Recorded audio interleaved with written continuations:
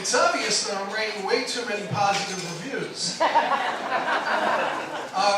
If you just give me a second, I need to just take care of one thing. Okay.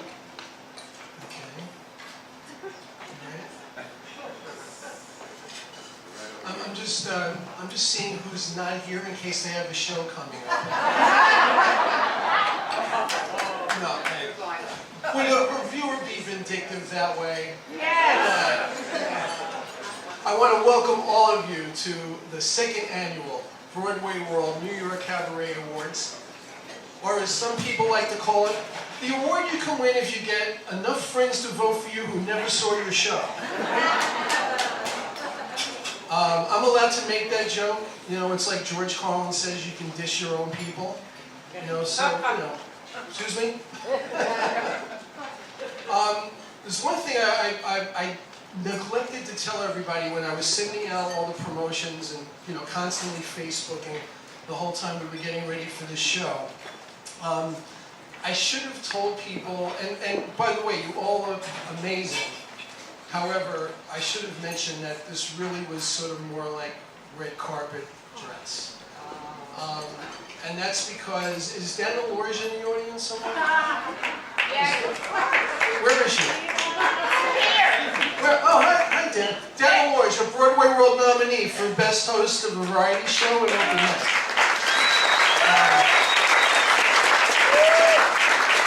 See, the thing is that the cable network contacted her and said they wanted to do a cabaret fashion police. The only problem is that every segment is going to be Dana saying, "Bitch stole my look."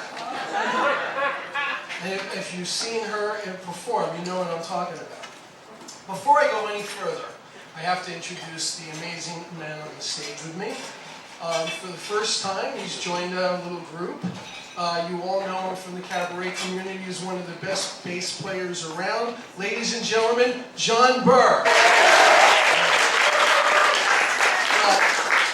I myself was a huge Peter Allen fan, and I like telling this anecdote to explain about the award. In around 73, 74, and I'm sure somebody will actually know the date that he did this show, Peter Allen did an amazing show at Reno Sweeney's, which was turned into a live album called It's Time for Peter Allen.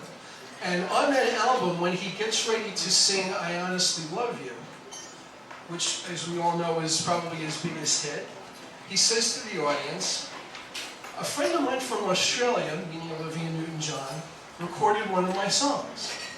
She won the Grammy Award for it. I myself got a lovely certificate. And that's what our winners received tonight. They get a lovely certificate which looks something like this."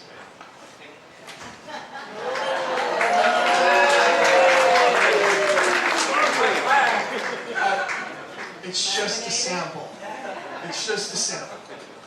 Because I'm a reviewer for BroadwayWorld and I put this whole thing together as producer, even if we had enough male debut performers to actually have a category this year, I wouldn't have been in the running. Because, for goodness sakes, ladies and gentlemen, I did not want to be the first person in the history of New York Cabaret to have a blatant conflict of interest. There was no way that was going to happen on my watch. I thought it was funny. Well, Bill, how are you tonight? I'm great. I couldn't be better if I were two people. Have you worked at Joe's Pub before? No, I haven't. Never? In all your many years in the business? No, I don't know how that All the happened. 65 years you've been doing this? I've been doing this since 1937. Unbelievable. How about you, John? No? No? Oh, man. It's a first for everybody. Breaking out Joe's Pub charity. Well, that's amazing. Now, getting back to the whole thing about, you know, what I said before. Look, we are all here because we love New York Cabaret. We love the performers. It's an amazing art form. I got into it 3.5 years ago, and I've loved every minute of it.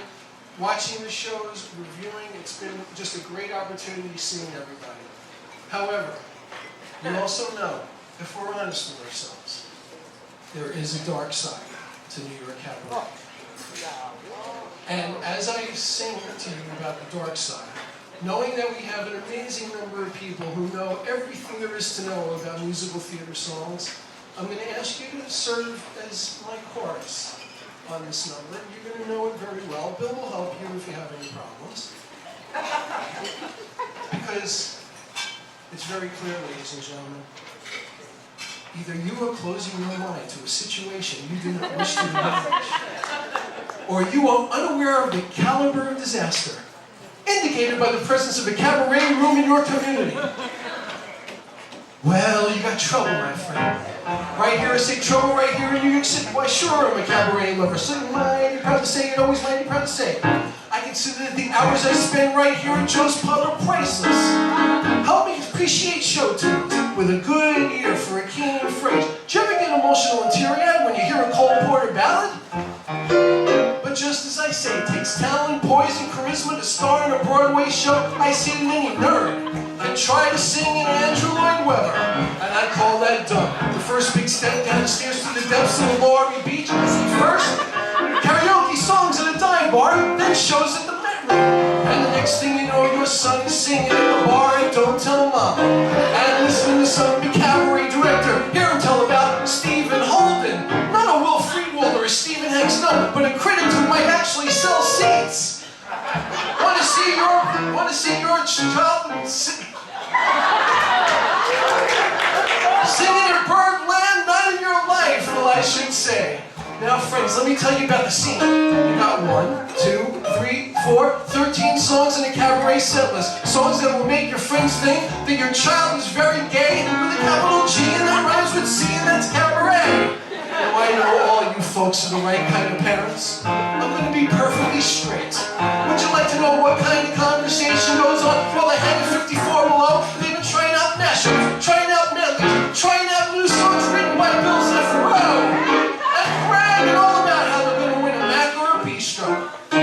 One fine night, they leave the bedroom, heading for a show at the duplex, cross-dressing men and off-bitch women, and Sondheim, shameless music that'll turn your son, your daughter, into a regular Jim Caruso's cast party. That's crazy.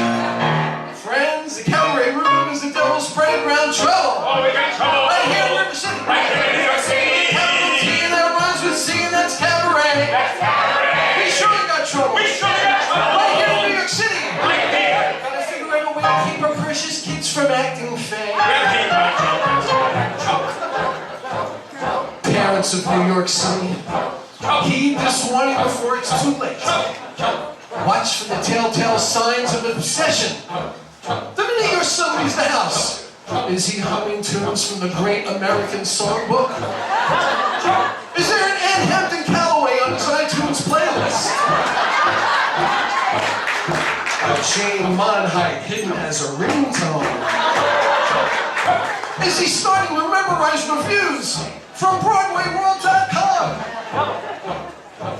Are certain names creeping into this conversation? Names like Sidney Meyer! And Bernie First Pan!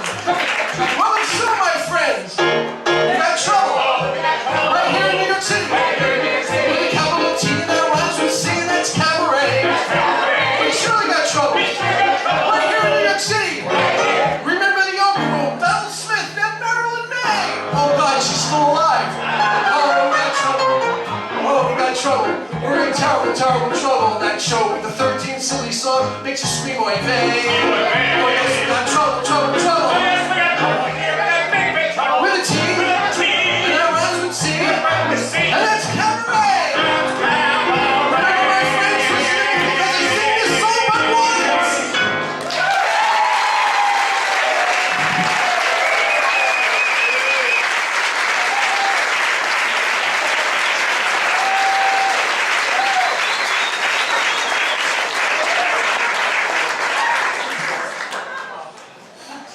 Anybody doing the Music Man out of town? I'm ready. I'll do it for nothing, actually. Like tonight. No.